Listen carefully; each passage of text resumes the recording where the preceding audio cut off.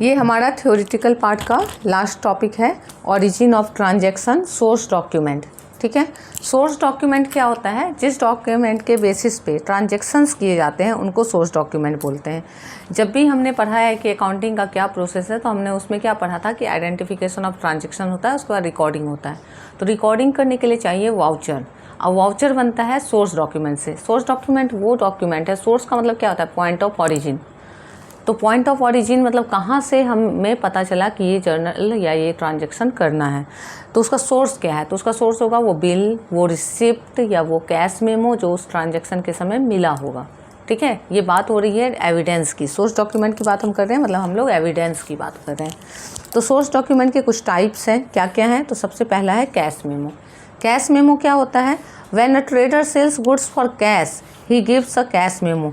जब trader goods sale करता है कैश के लिए, ठीक है, 3 कीवर्ड है इसमें। सेल करता है किसके लिए?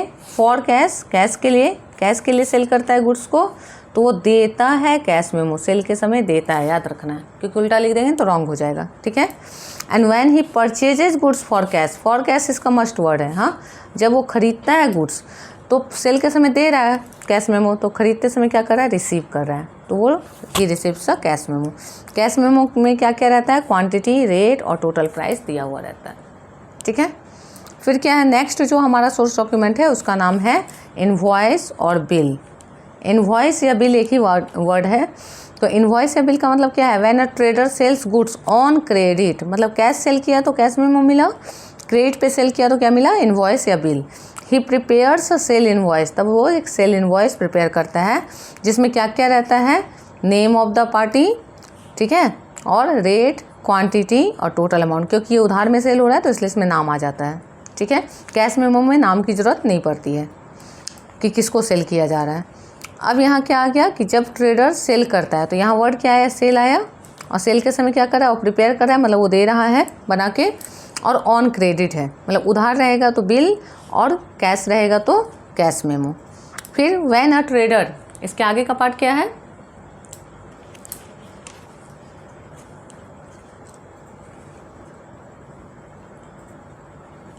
When a trader purchases goods, purchase करता है goods on credit, he receives a bill for supplier, from supplier. Supplier से उसको बिल मिलता है। मतलब याद रखना है कि सामान रिसीव करते समय बिल रिसीव हो रहा है और सामान देते समय बिल दे रहा है।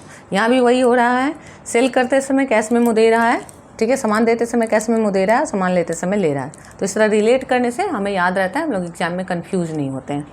सामान के साथ रिलेट करना है, सामान जा रहा है तो बिल भी जा रहा है, सामान आ रहा है तो बिल भी आ रहा है। थर्ड जो हमारा सोर्स डॉक्यूमेंट है उसका नाम है रिसिप्ट। रिसिप्ट का मतलब क्या होता है? When a trader receives cash, जब कैश रिसीव होता है किससे? किसी कस्टमर से, ही इशूज अ रिसिप्ट, तब वो रिसिप्ट देता है। ठीक है, वो इशू करता है। मतलब यहाँ पे क्या आ गया? कैश मिल रहा है तो रिसिप्ट दे रहा है, यहाँ उल्टा आ गया, क्रॉस आ गया। ठीक है, उसमें क्या क्या रहता है? डेट, अमाउंट और नेम ऑफ द कस्टमर की, किससे पैसा मिला है।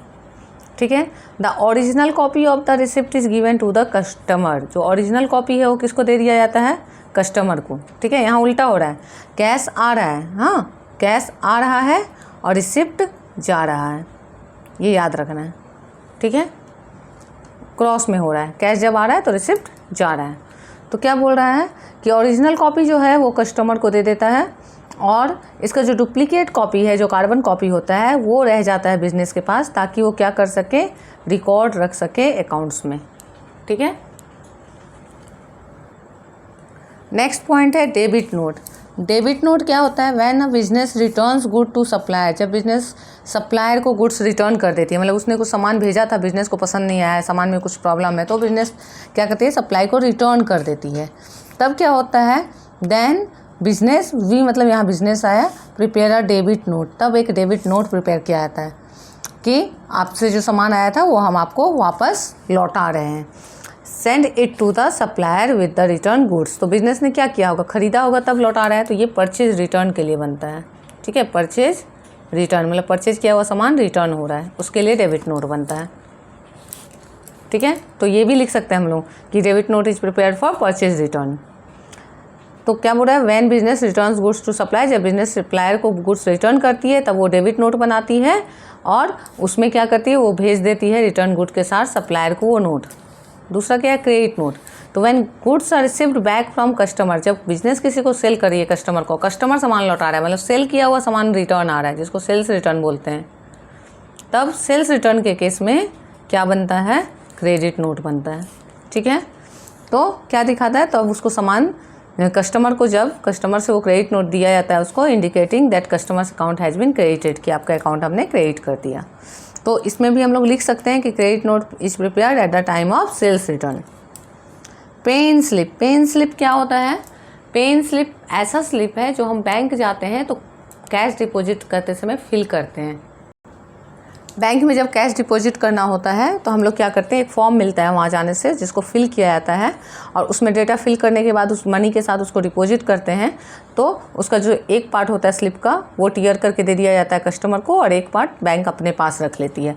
अगर आपने कभी नहीं देखा है तो एक बार ज़रूर बैंक जाइए और कुछ अमाउंट डिपॉजिट करके देखिए अपने अकाउंट या फिर पेरेंट का किसी के भी अकाउंट में। 100 रुपीज़ भी आप जाके डिपॉजिट कर सकते हैं और इस प्रोसेस को समझ सकते हैं। नेक्स्ट क्या है, चेक। चेक तो सभी के घर में चेक बुक होता है, देखें। चेक क्या है एग्जैक्टली, चेक एक ऑर्डर है। चेक मतलब चेक पे कुछ लिखना, मतलब बैंक को ऑर्डर देना कि मेरे अकाउंट से इस पर्सन को इतना पैसा पे कर दीजिए। ऑर्डर कैसे, इन राइटिंग, लिख के ऑर्डर देते हैं हम लोग। किसको देते हैं, एक बैंक को, अपॉन अ बैंक टू पे, क्या ऑर्डर देते हैं, पे कर दीजिए। स्पेसिफाइड सम, जितना रुपया उसमें लिखा हुआ है, किसको, टू द बियरर, जो उस चेक को लेके जा रहा है, और the person named in it, या जिसका उसमें नाम है। तो ये टोटल 7 हमारे सोर्स डॉक्यूमेंट हैं जिनके बेसिस पे वाउचर बनाए जाते हैं। सोर्स डॉक्यूमेंट से क्या बनते हैं, सोर्स डॉक्यूमेंट से बनते हैं वाउचर्स, और तब वाउचर्स से क्या होता है, रिकॉर्डिंग होता है। याद रखना है इसको, वाउचर से क्या होता है, रिकॉर्डिंग ऑफ ट्रांजैक्शन। अगर फर्म के पास सोर्स डॉक्यूमेंट है ही तो ज़रूरत क्या है वाउचर बनाने की।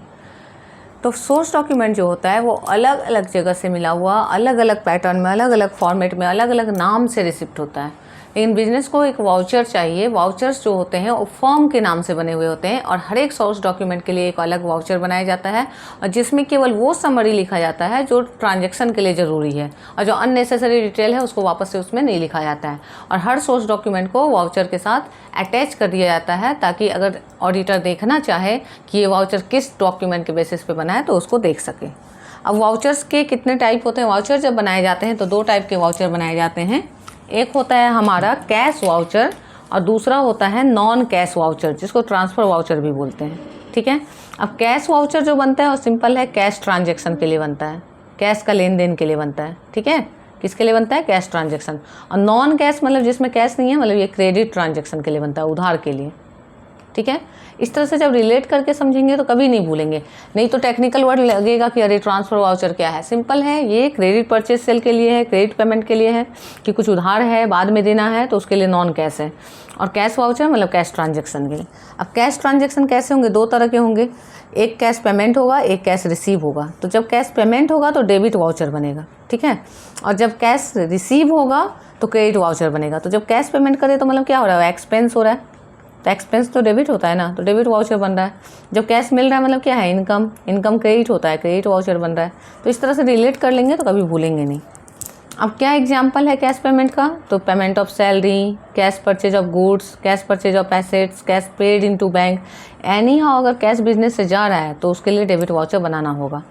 कैश अगर आएगा बिजनेस में तो क्रेडिट वाउचर बनेगा। कैसे कैसे आ सकता है cash, commission received, cash sales of goods, cash sales of asset, cash withdrawn from bank. तो ये सब कंडीशन में क्या बनेगा, क्रेडिट वाउचर।